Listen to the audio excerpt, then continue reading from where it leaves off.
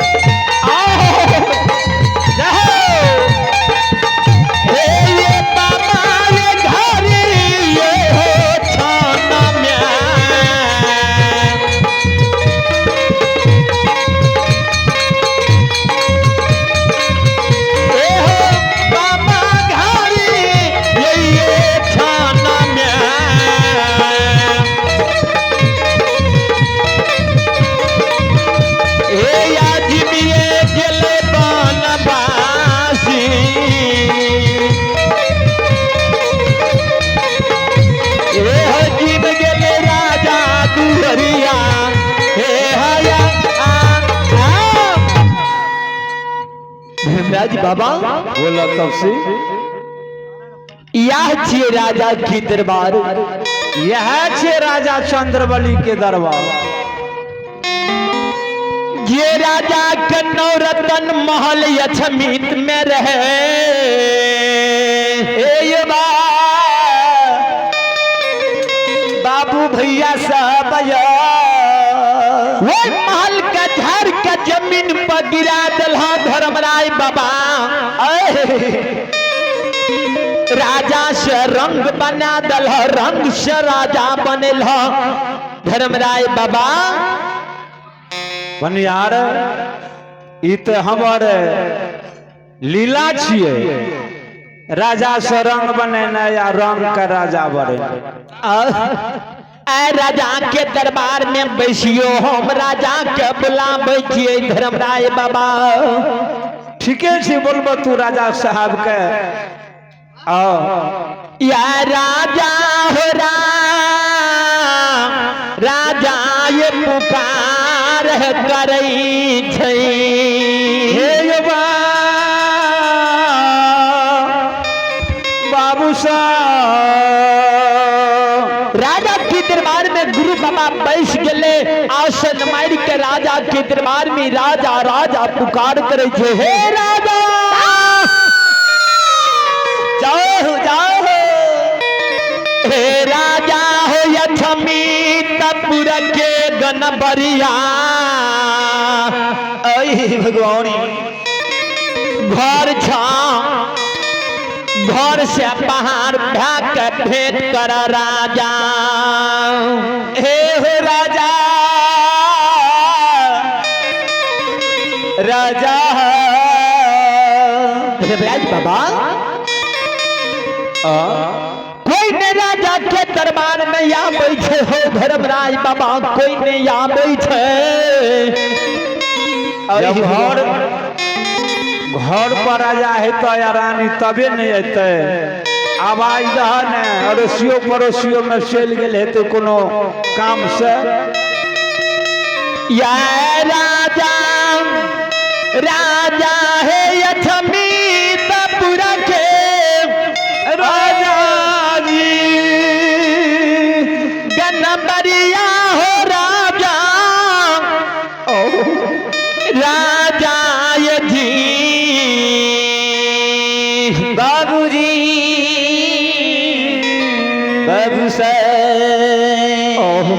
एक बेर भेंट करियो हो राजा।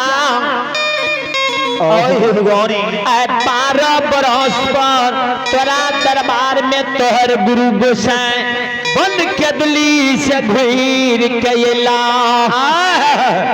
लागे छे जेना कोई सर समाज फेरे ले मारे पीटे के लेल जाय छिए। देखिए टेढ़िया के पर्दा लग के छिए, गाम वाला छिए कि कोई बहरवैया छिए। ए रानी रानी ये रानी ये नानी चंद्रा रानी रानी रानी रानी ये रानी जी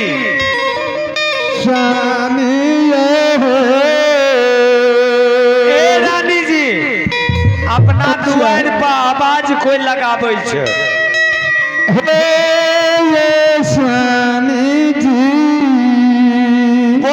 बोलू न अजय से आए बेटा मर गए।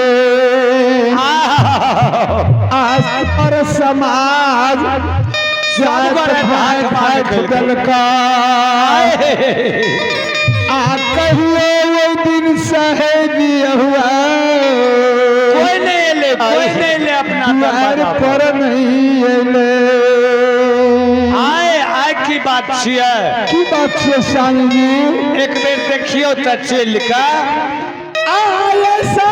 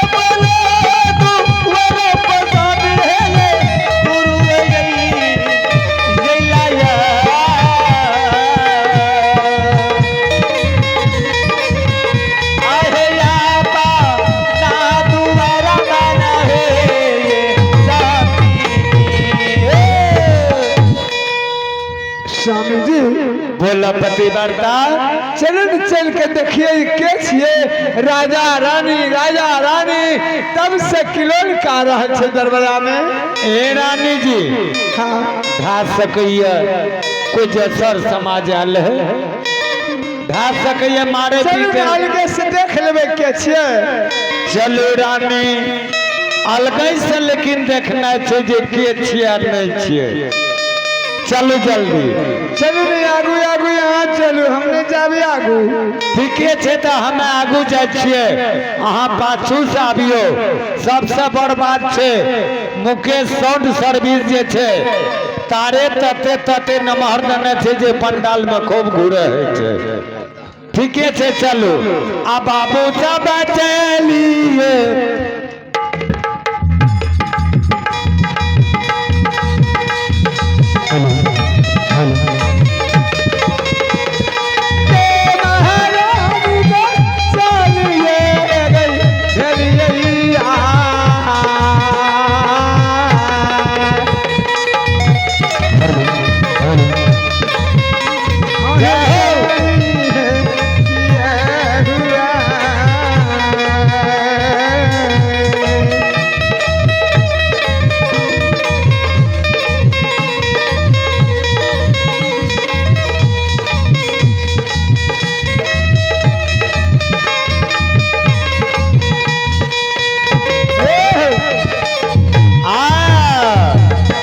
स्वामी जी रानी कहाँ देखे छे करू जरूर से आवाज लगबैत रहे अखन ने थोड़े आवाज देते गेले कोने से तो देख लियो ही